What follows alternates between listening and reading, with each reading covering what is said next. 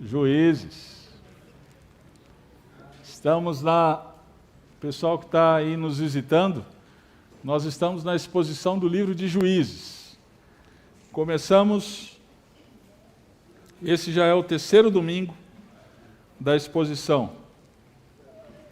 E, estudando esse texto, eu me lembrei da minha família. Como é a sua família em termos do Evangelho?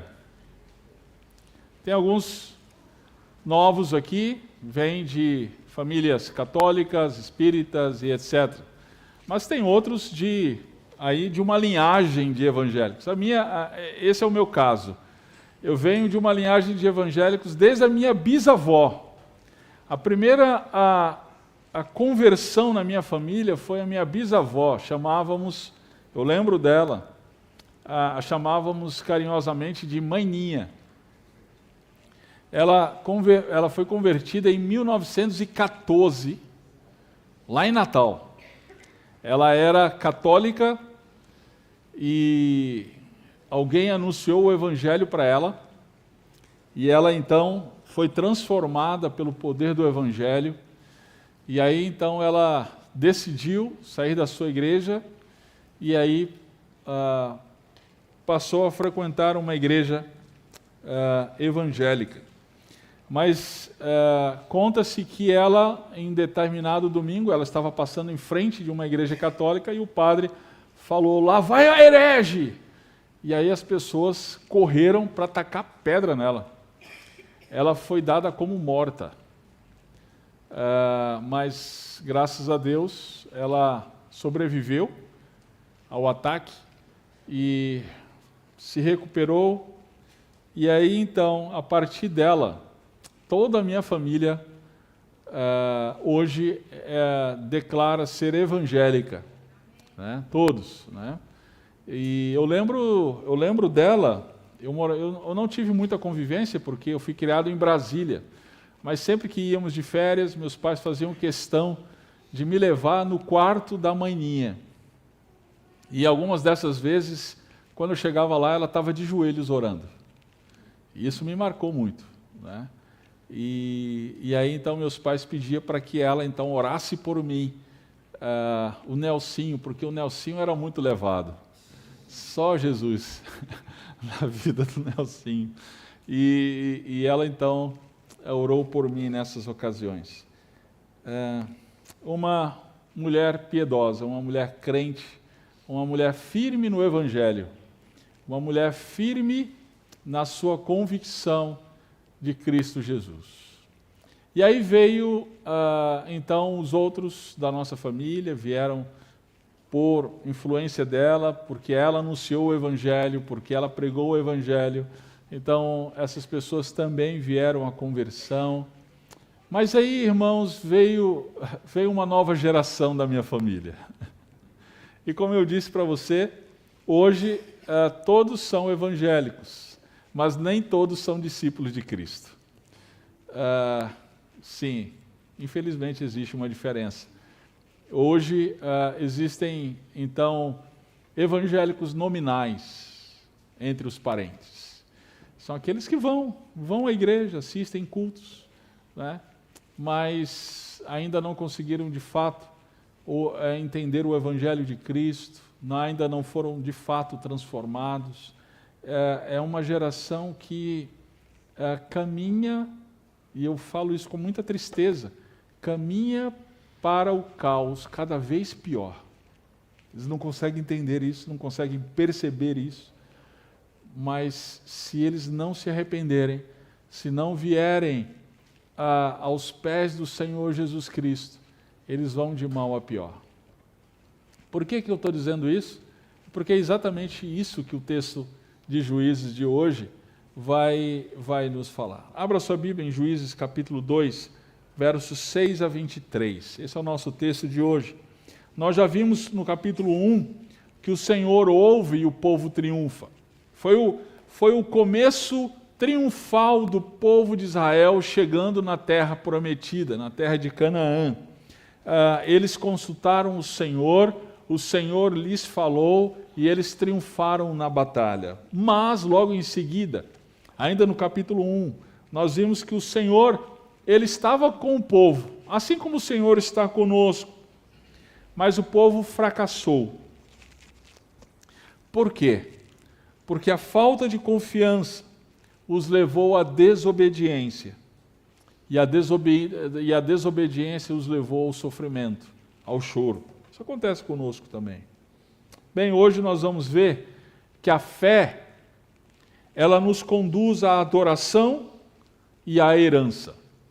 A fé nos conduz à adoração e à herança.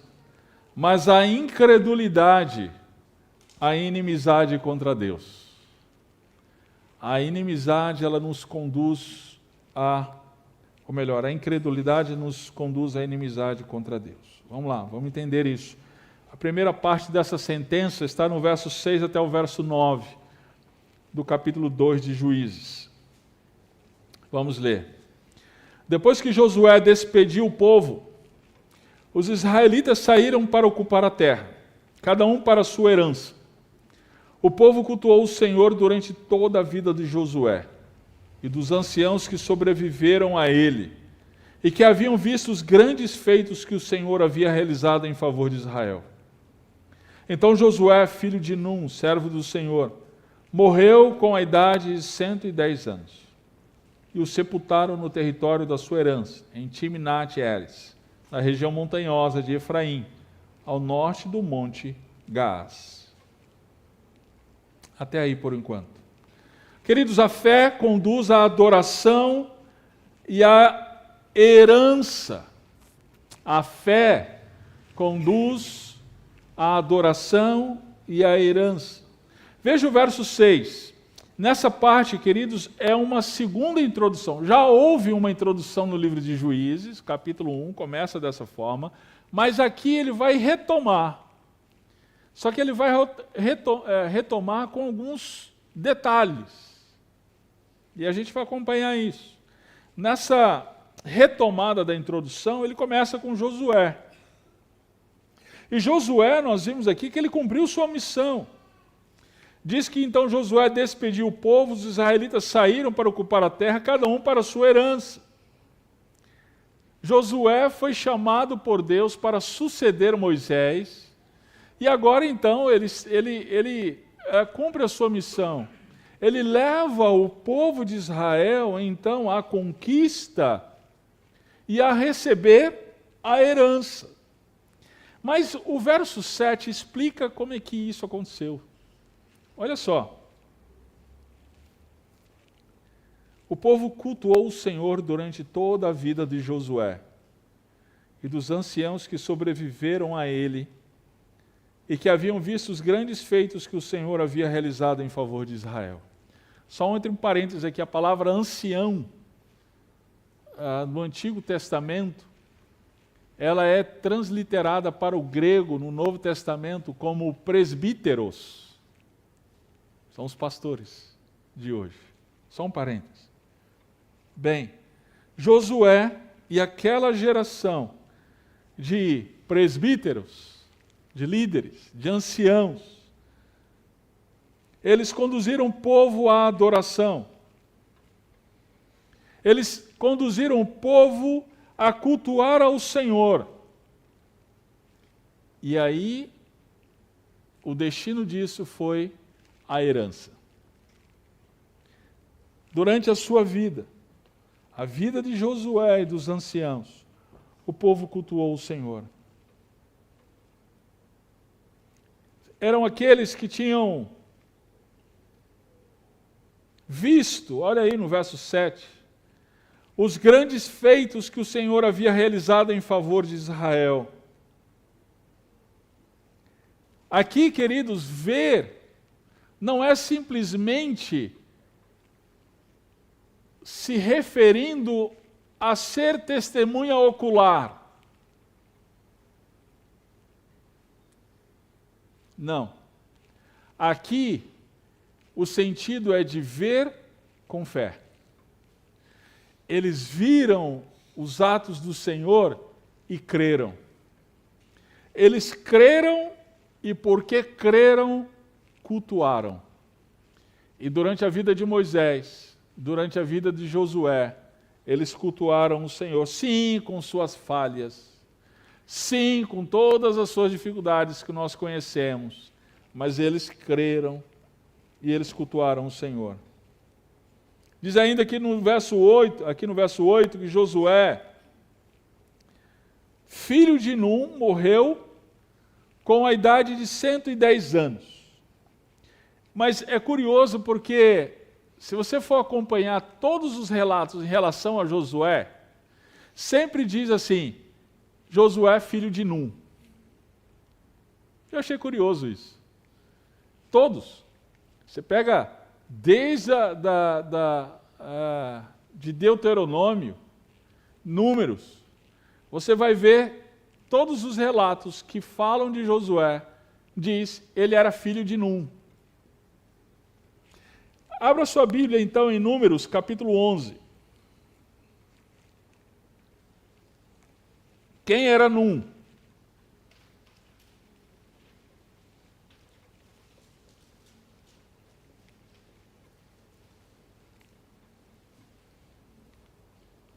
Números 11, 28.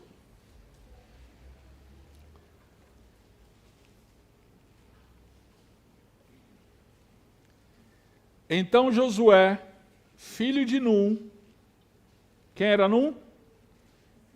Auxiliar de Moisés desde a juventude. Interveio e disse, Moisés, meu senhor proíbe isso e etc. Mas aqui está dizendo quem que era Num. Num foi auxiliar de Moisés, desde a sua juventude. Então, por décadas, Num serviu Moisés. Por décadas, Num auxiliou Moisés em todos os desafios que Moisés passou, em todo o tempo no deserto, na sua jornada para a terra de Canaã, Num estava ao lado de Moisés. Então Num teve um filho, o nome dele era Josué, e Num então ensinou a sua fé para Josué. Josué, então, no final da sua vida, olha só, no capítulo 24, volta a sua Bíblia aí, Josué 24.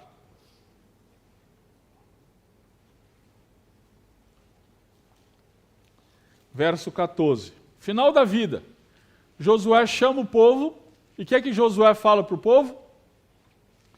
Agora temei o Senhor e cultuai-o com sinceridade e com verdade, jogai fora os deuses a que vossos pais cultuaram além do rio e no Egito, cultuai o Senhor.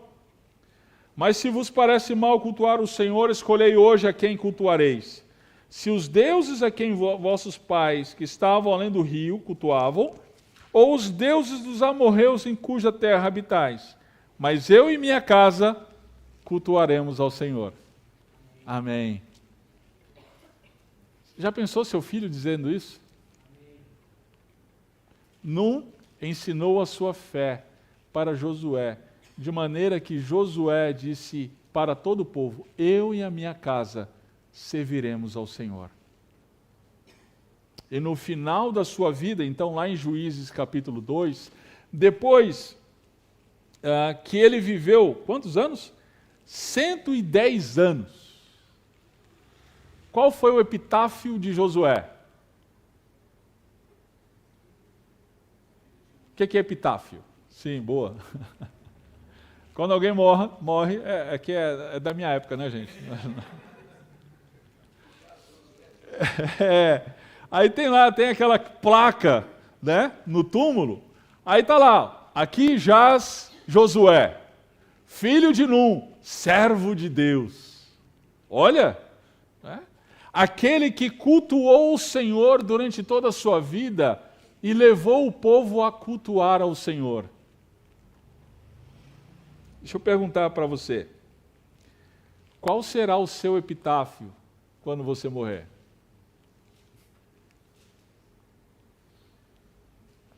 que vai estar escrito lá? Aqui jaz Nelson. Ele aproveitou bem a vida. Ele soube viver. Será que é isso? Que triste se for, né? Aqui jaz Josué, servo de Deus. Cultuou o Senhor durante toda a sua vida e levou sua família e o povo a adorar ao Senhor. Sim, querido, Josué como líder, ele conduziu o povo à fidelidade ao Senhor. É isso que você está fazendo também? Você tem conduzido as pessoas que estão ao seu redor a cultuar ao Senhor, a adorar ao Senhor? Você, querido, tem testemunhado da sua fé? Você tem testemunhado dos feitos do Senhor na sua vida? Ou será que você tem mergulhado no que nós estudamos hoje pela manhã na EBD? Murmuração. Você tem sido um propagador de murmurações. Reclama de tudo e de todos. As pessoas não conseguem nem chegar perto de você porque sabe que vai sair de orelha vermelha. Não, querido, que você seja propagador dos feitos do Senhor na sua vida. Que você seja propagador de Jesus Cristo, que sendo Deus se fez homem, morreu, ressuscitou, e com isso trouxe redenção para você. Ele te transportou do império das trevas e te trouxe para o reino da luz. Lembra do tempo que você vivia em trevas. Lembra do tempo que você vivia perdido, longe, distante do Senhor. Testemunhe disso. Dê testemunho do que o Senhor fez na sua vida. Por outro lado, meu querido, a quem você tem seguido? Que tipo de líder você tem seguido? Todos nós seguimos alguém. Mesmo que você não tenha consciência disso, todos nós seguimos. Quem você tem seguido? Você tem seguido Josués? Homens que Deus levanta para te levar mais para perto do Senhor? Ou você tem seguido líderes que te afastam do Senhor? Ou você tem seguido pessoas que, embora se digam evangélicos, mas têm contribuído para que você esteja cada vez mais distante do Senhor? A quem você tem seguido?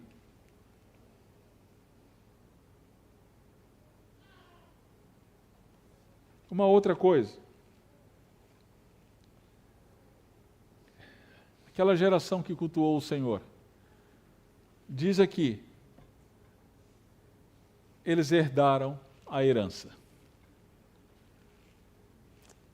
Queridos, por causa da fé em Jesus Cristo, nós servimos o Senhor, cultuamos ao Senhor em vida, adoramos ao Senhor em vida, e em breve o Senhor virá para nos buscar e nos levar para a herança celestial.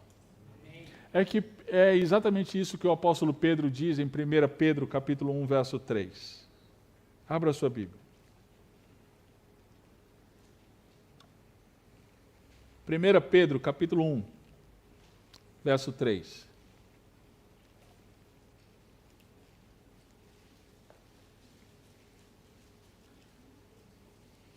Bendito seja o Deus e Pai de nosso Senhor Jesus Cristo, que nos regenerou para uma viva esperança, segundo a sua grande misericórdia, pela ressurreição de Jesus Cristo dentre os mortos, para uma herança que não perece, não se contamina, nem se altera, reservada nos céus para vós, que sois protegidos pelo poder de Deus mediante a fé, para a salvação preparada para se revelar no último tempo.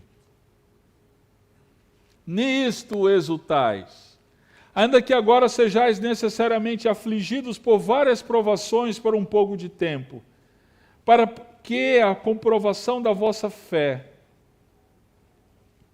mais preciosa do que o ouro que perece, embora provado pelo fogo, redunde em louvor, glória e honra na revelação de Jesus Cristo. Amém. Enquanto, queridos, estamos nesse mundo, somos provados por diversas aflições. Mas, querido, confie no Senhor, porque tem a herança preparada para você. Aí, pastor, que garantia eu tenho de que eu vou alcançar esta herança? Bem, esta garantia não está em mim e não está em você. A garantia está em Jesus Cristo. Ele prometeu que Ele nos protege até a herança. É o texto de Pedro, conforme está escrito. Verso 5. Sois protegidos pelo poder de Deus mediante a fé, para a salvação preparada para se revelar no último tempo. Nós somos preparados e conduzidos para chegar à herança celestial, à herança eterna. Queridos, nós somos a geração que o Senhor tem separado para a sua adoração e que Ele vai conduzir para a herança celestial. Você faz parte dessa geração? Você faz parte desse povo? Bem, tem uma outra geração. Verso 10 em diante vai explicar que geração é essa. Vamos lá, Juízes capítulo 2, verso 10, diz assim: depois que toda aquela geração foi reunida a seus pais, surgiu outra geração que não conhecia o Senhor, nem o que Ele havia feito por Israel. Então os israelitas fizeram o que era mal aos olhos do Senhor, e cultuaram os Baalins, abandonaram o Senhor, Deus de seus pais, que os havia tirado da terra do Egito. Seguiram os deuses dos povos ao redor e os adoraram. Assim provocaram a ira do Senhor, abandonando-o e cultuando Baal e Astarote. Por isso a ira do Senhor se acendeu contra Israel, e ele os entregou nas mãos de saqueadores que os roubaram. Ele os entregou nas mãos dos inimigos ao redor, as quais não puderam mais resistir. Por onde quer que saíssem, a mão do Senhor era contra eles para derrotá-los. Conforme o Senhor havia advertido e jurado, eles estavam em grande aflição. Mas o Senhor levantou juízes que os livraram das mãos dos saqueadores. Entretanto, não deram ouvidos nem aos seus juízos, pois se prostituíram com outros deuses e os adoraram. Logo se desviaram do caminho que seus pais haviam andado em obediência aos mandamentos do Senhor. Não seguiram o exemplo deles. Quando o Senhor levantava um juiz, ficava ao lado dele e livrava os israelitas das mãos dos seus inimigos durante toda a vida daquele juiz. O Senhor tinha compaixão deles em razão do seu gemido por causa dos que os oprimiam e afligiam. Mas depois da morte do juiz, voltavam atrás e se tornavam piores do que seus pais, seguindo outros deuses, cultuando-os e adorando-os, não abandonavam suas práticas nem sua obstinação. A ira do Senhor se acendeu contra Israel, e ele disse: visto que esta nação desfez a aliança que fiz com seus pais, e não deu ouvidos à minha voz, não expulsarei mais de diante dela nenhuma das nações que Josué deixou quando morreu. Farei isso para pôr Israel à prova, para ver se guardará o caminho do Senhor e se andará nele como seus pais o fizeram. Assim o Senhor permitiu que aquelas nações ficassem na terra, e não as expulsou logo, nem as entregou nas mãos de Josué. Amém. Nova geração. Depois daquela geração piedosa, daquela geração que creu, daquela geração que, porque creu, obedeceu, cultuou ao Senhor e herdou a herança, depois dessa geração surge uma geração incrédula. E, queridos, a incredulidade conduz à inimizade contra Deus. A incredulidade conduz à inimizade contra Deus. Aqui, nós temos um ciclo que você vai perceber durante toda a exposição de Juízes. Que ciclo é esse? É um ciclo repetitivo. O povo abandona o Senhor, pratica o que é mal diante do Senhor, a ira do Senhor se acende, e aí ele levanta os povos para atacar Israel, Israel se torna escravo desses povos e sofre muito. O Senhor tem compaixão e levanta um juiz para livrar o povo. Mas aí surge uma geração ainda pior. Então, na verdade, não é um ciclo perfeito, é um ciclo que vai piorando de geração a geração. É um ciclo que vai degradando a nação de Israel. Vamos ver aqui. Verso 10 até o verso 13. É uma geração caracterizada pela incredulidade. Verso 10. Diz que aquela geração que surgiu não conhecia o Senhor, nem o que ele havia feito por Israel. Preste bem atenção aqui, gente. Esse conhecimento não é meramente cognitivo. A gente não está falando aqui apenas de dogmas, doutrinas. A gente está falando de um conhecimento relacional. Nós estamos falando de um tempo em que aquelas pessoas lembravam dos acontecimentos passados, mas aquilo lá já não fazia, não tinha mais importância para eles. Eu lembro que o meu filho Mateus, ele esteve em Praga, não é isso? E lá em Praga, no centro da cidade, tem um monumento. E aquele monumento, você lembra? John Hus. Sabe quem foi John Hus? John Hus foi um dos pré-reformadores. Antes da reforma protestante, homens como John Wycliffe, Jerônimo Savonarola e John Hus foram usados por Deus para levar a igreja de volta às Escrituras. Por causa desses homens, a Europa foi sacudida pelo Evangelho de Cristo Jesus. E aí o Mateus tirou uma foto para mim, do monumento então desse homem, John Hus. Tinha um pombo fazendo cocô na cabeça dele, né? E as pessoas passavam. E Mateus teve contato com a juventude lá de Praga. E as pessoas, sim, sabem quem é John Hus, mas não dão a mínima. Aquilo não tem importância nenhuma para eles. Surgiu uma geração em Israel que não dava a mínima para Deus. Até conhecia. Podiam até dizer, como hoje, eu sou evangélico. Mas não dava a mínima para o que o Senhor havia feito. Por quê? Por que isso aconteceu? Deuteronômio 6 explica para a gente. Deuteronômio 6.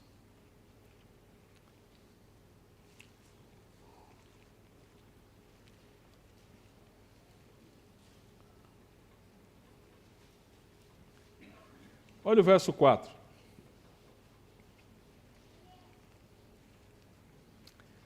Shemar Israel, ouve, ó Israel, o Senhor nosso Deus é o único Senhor. Amarás o Senhor teu Deus de todo o teu coração, com toda a tua alma e com todas as tuas forças. E essas palavras que hoje te ordeno estarão no teu coração.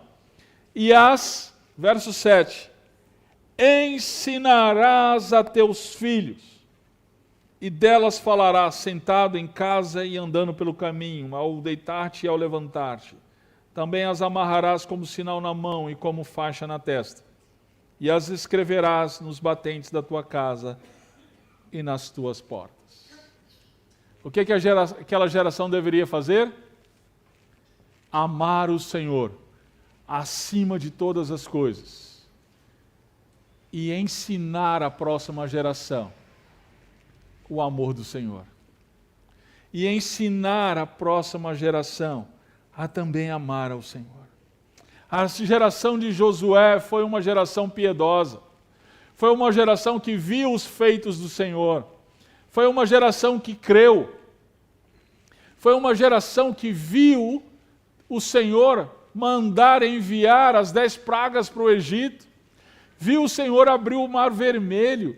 Viu o Senhor no alto do Monte Sinai, enviando então os mandamentos. Viu o monte fumegando, a presença do Senhor. Viu o Senhor operando milagres em várias e diversas batalhas. Mas eles falharam em uma coisa: ensinar os seus filhos a amar o Senhor.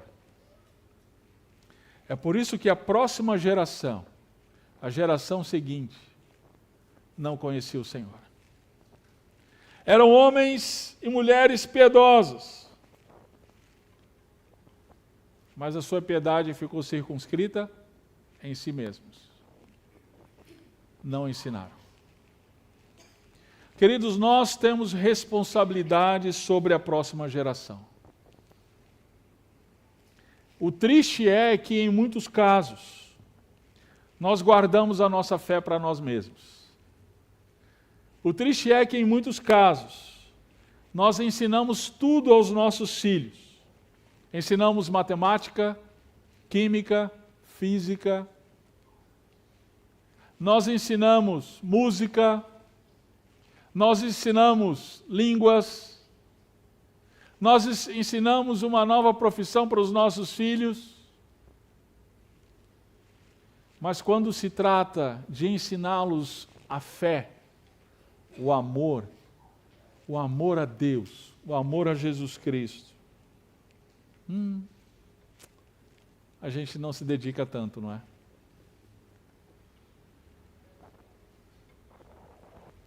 Pensa como é que é o domingo de manhã, o seu domingo de manhã.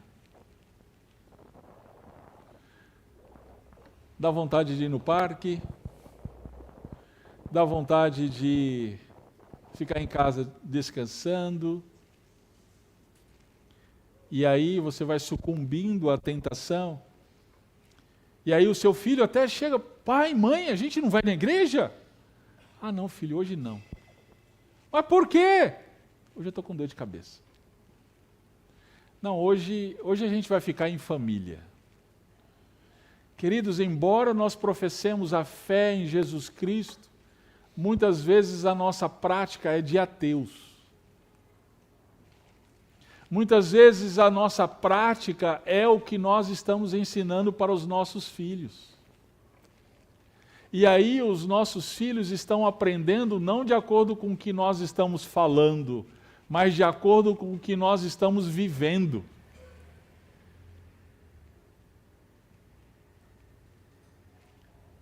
A pedagogia chama isso de mimeses.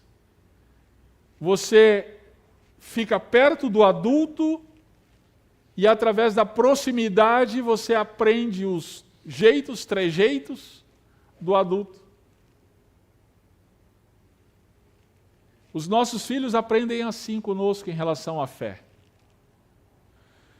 Se ele vê uma boca que professa fé em Jesus, mas uma prática que o nega, é a nossa prática que ele vai seguir. É a nossa prática. Quando nós ensinamos uma coisa, mas vivemos outra, é o que o nosso filho vai viver. Como você tem vivido em relação aos seus filhos? Você tem ensinado e vivido o Evangelho de Cristo para a nova geração? É uma geração incrédula, porque não foi ensinada a amar o Senhor Jesus. Não foi ensinada a amar o verdadeiro Deus. Por isso, no verso 11 diz que eles fizeram mal aos olhos do Senhor. Veja, mal aos olhos do Senhor, não é... A palavra de Deus, queridos, ela não relativiza. Eu sei que na escola e na faculdade a gente ouve lá, olha, não existe certo nem errado. Bem, de acordo com as Escrituras, falar isso é errado. Porque o padrão é Deus. A partir de Deus, sim, existe o certo, sim, existe o errado. Sim, existe o bem e sim, existe o mal. E não somos nós que determinamos, é Deus que determina. E eles fizeram o que era mal aos olhos do Senhor. Fizeram o quê? Cultuaram os baalinhos. O que eram os baalinhos? Eram ídolos, postes ídolos, que eram cultuados no pé da montanha, em florestas, debaixo de árvores. O verso 2:12 diz que isso se deu de tal maneira que eles abandonaram o Senhor, o Deus de seus pais, que os havia tirado da terra do Egito. Olha, abandono, o que é isso? É apostasia. Eles se afastaram do Senhor. Ainda no verso 12, para seguir os deuses dos povos ao redor, e os adoraram, provocando assim a ira do Senhor. Eles provocaram a ira do Senhor, porque adoraram esses deuses, e aqui o autor de Juízes, provavelmente Samuel, ele ainda cita o nome de alguns desses deuses. Verso 13, Baal e Astarote. Baal e Astarote eram divindades cananitas, divindades da fertilidade e prosperidade. De acordo com a mitologia cananita, esses deuses, homem e mulher, eles tinham relação, e dessa relação vinha a chuva, e da chuva vinha a prosperidade para a terra. Então, Israel, ao abandonar o Senhor para adorar esses deuses, o que Israel estava querendo? Prosperidade. Eles estavam querendo carro, casa, estavam querendo conta bancária, eles estavam querendo ficar ricos. Porque, de acordo com eles, Deus de Israel não estava indo bem, não. Essa era a concepção. Queridos, quando nós determinamos o que é bom para nós e mal, nós vamos atrás de ídolos. E ídolo, querido, entenda bem, não são apenas estatuetas, que a gente se curva e acende uma vela para elas. Não. Ídolo é tudo aquilo que a gente acha que se a gente não tiver, a gente morre. E aí pode ser até coisas boas. Um marido pode ser um ídolo, uma esposa pode ser um ídolo, um filho pode ser um ídolo, um trabalho, uma profissão pode ser um ídolo. Quantos homens e mulheres estão dedicando 24 horas do seu dia para trabalho, para ganhar mais dinheiro, para uma trajetória profissional?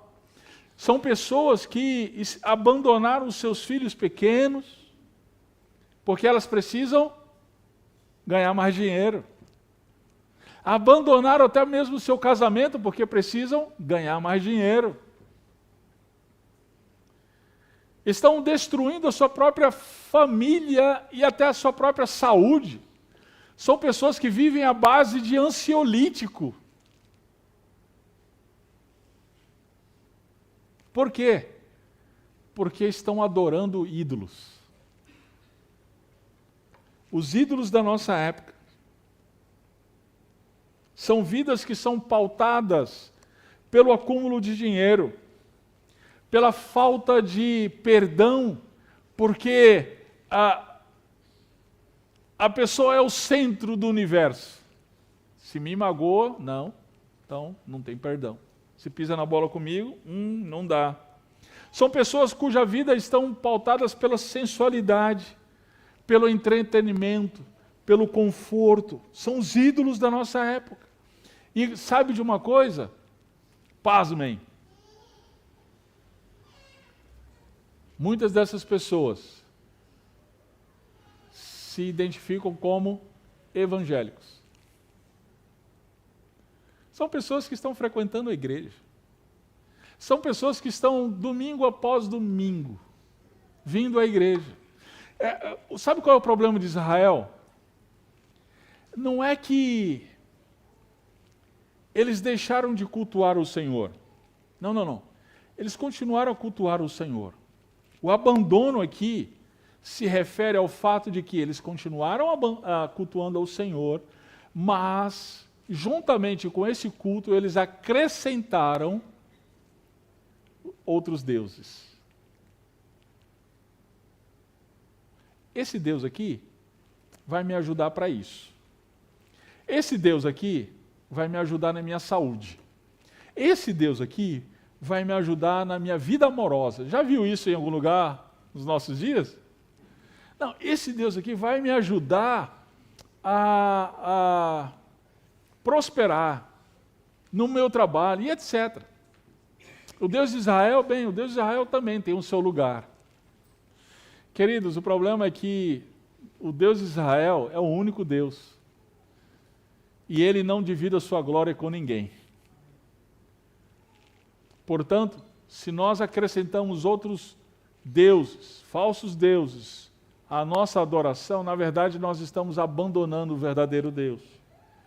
É por isso, então, verso 14, que a ira de Deus, ela se acendeu contra Israel. Uma geração incrédula que então experimentou a ira do Senhor. E com a sua ira, então, ele levanta o quê? Ele levanta povos que saqueavam Israel, os roubavam. Diz aqui no verso 14 que o Senhor os entregou, essa palavra é importante, aos inimigos, de maneira que onde quer que saíssem para a guerra, perdiam a batalha. Perdiam.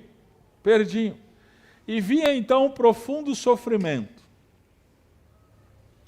Mas lembre-se de uma coisa: o Senhor Deus é compassivo. Ele demonstra sua compaixão. Verso 16: o Senhor levantou juízes que livraram das mãos dos saqueadores. Isso é compaixão. Mas eles não aproveitaram essa compaixão do Senhor. Diz logo o verso seguinte, verso 17. Eles não deram ouvidos, nem mesmo aos seus juízes, nem mesmo aos homens que Deus levantou na sua compaixão. Diz aqui que eles, o verso 17, olha só, eles se prostituíram com os outros deuses. Aqui a palavra é interessante, porque a ideia é, Israel estava casada com Deus. Mas abandona a sua aliança de casamento para se prostituir com Baal. Essa é a ideia. E aí, a partir daqui, então, a partir do verso 18, o autor aqui ele vai trazer então esse ciclo de uma maneira mais clara. Olha só, verso 18. O Senhor levantava um juiz, o Senhor ficava ao lado dele e livrava os israelitas durante toda a vida do juiz, por conta da sua compaixão. Aí o verso 19. Mas cada geração tornava-se pior que a anterior. E aí vem um verso 20 ao 23. A ira do Senhor se acendia. Sim, o Senhor é compassivo, mas Ele também é justo. Compassivo, mas também justo. Então veja o ciclo.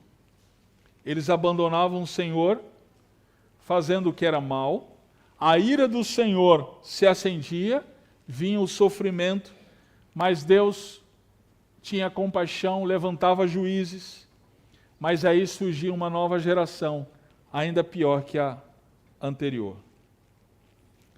O que esse ciclo mostra para a gente? Presta atenção. Em primeiro lugar, que os juízes não eram suficientes. Por mais que o Senhor levantasse esses juízes, quando vinha a geração seguinte, vinha ainda pior. Então era necessário que viesse alguém que fosse eterno. Era necessário um juiz, um governante que vivesse para todo sempre, para que o seu povo o servisse e o seguisse para todo sempre. Quem é aquele que vive para todo sempre? Jesus Cristo, o nosso Rei. Ele é o governante. Ele é o Rei que veio e que vive para todo sempre. Não existe mais o ciclo, porque o Senhor Jesus Cristo quebrou o ciclo, porque Ele vive para todo sempre e nós seguimos o nosso Rei. Nós seguimos o nosso Senhor.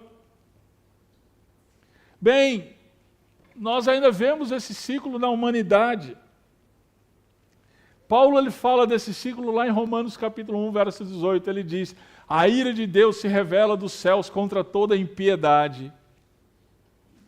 A impiedade dos homens que trocaram a verdade do Criador, pela injustiça, pela adoração à criatura. Sim, o ciclo ainda existe, mas esse ciclo é quebrado na vida de cada um de nós, quando nós nos rendemos ao Rei eterno, Jesus Cristo. Talvez, meu querido, você viva esse ciclo. Talvez você esteja vivendo esse ciclo na sua vida. Você abandonou o Senhor, portanto, você tem experimentado da ira do Senhor e sofrimento. Mas o Senhor tem sido compassivo com você. Mas ainda assim, embora haja atos de compaixão do Senhor, você tem se afastado do Senhor cada vez mais. Eu estou aqui para dizer para você, é hora de você se voltar para o Senhor Jesus Cristo, o Rei eterno, para que esse ciclo seja quebrado na sua vida. Para que esse ciclo não exista mais. E você sirva ao Senhor e seja levado para a herança eterna. Jesus Cristo. Sirva ao Senhor, adore ao Senhor Jesus. Ele é o único caminho. Por outro lado, eu quero encorajar você, meu querido, que já teve a experiência de ter esse ciclo quebrado na sua vida, por causa de Jesus Cristo. Você deve anunciar o Evangelho para quem estiver ao seu redor, porque é assim que o ciclo será quebrado na vida dessas pessoas. Nós vivemos em uma sociedade em caos. Nós vivemos em uma cultura que abandonou o Senhor. Não se deixe levar por esta cultura. Não se deixe levar pelos ídolos da nossa época. Ao contrário, proclame o Senhor Jesus Cristo, porque é somente através de Cristo que este caos será revertido na vida das pessoas que estão em caos. Só Jesus. Seja nos seus parentes, seja nos seus familiares, nos seus amigos, nos seus colegas de trabalho. Deus quer usar você para testemunhar aquilo que você viu acontecer na sua vida. A salvação, a redenção que temos em Jesus Cristo. Então eu quero encorajar você a não se calar.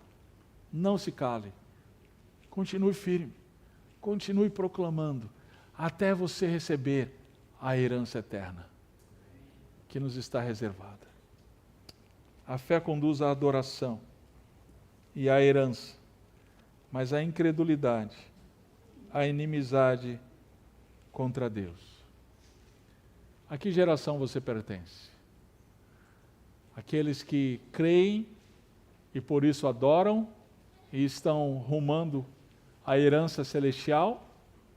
Ou a geração daqueles que não creem e por isso são inimigos de Deus?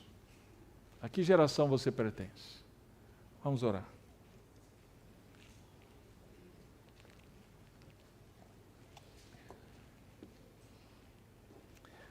Senhor, diante da Tua palavra, o nosso coração se prostra diante do Senhor. Pai, nós queremos dizer juntamente com Josué, eu e a minha casa serviremos ao Senhor.